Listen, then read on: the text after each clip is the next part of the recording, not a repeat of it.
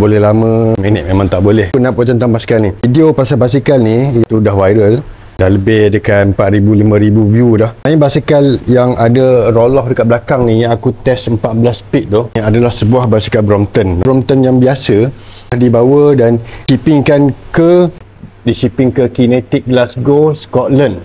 You customkan kat sana. Okey, apa yang dibuat dekat sana? Triangle Brompton yang belakang ni, dia special, berbeza dengan yang normal. Boleh pakai roll off yang 14 speed tu. Okey, brake pun dia pakai brake disc. Ni MKS Japan, masih normal yang silver tu. Pakai emblem Brompton macam ni. Dia punya hinge lever ni, cantiklah kemas lah. Sangat berbeza demi lembut dia, demi sedap dia. Okey, depan belakang disc ditukarkan pada 305. Kecil sikit tapi boleh pakai tayar lebar. Tayar lebar. Ini bukan plastik tau, ini betul-betul pang yang aku rasa ni.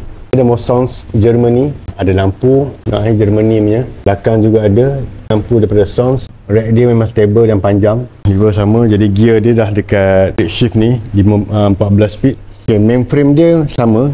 Fork dah tukar custom, pasal tu boleh pakai disc. Dia buat oleh Kinetic Glasgow, Scotland tu. Dia yang powder coating kan balik warna macam ni. Dia macam warna coklat cair dan dia kasar. Dia pasal dia powder coating. Pakai Brooks manual revet yang besar-besar tu. Ini special. Kalau baru pun dekat-dekat 690.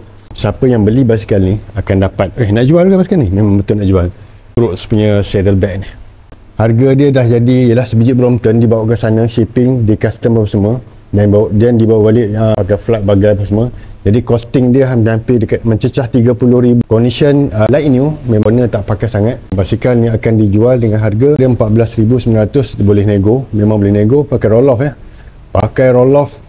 Wheelset dah custom, pakai tayar lebar, ada mudguard kayu, Sons dynamo, lampu depan dan lampu belakang, pakai Brooks. Okey. Dua lah siapa nak dapat yang barang sangat rare macam ni.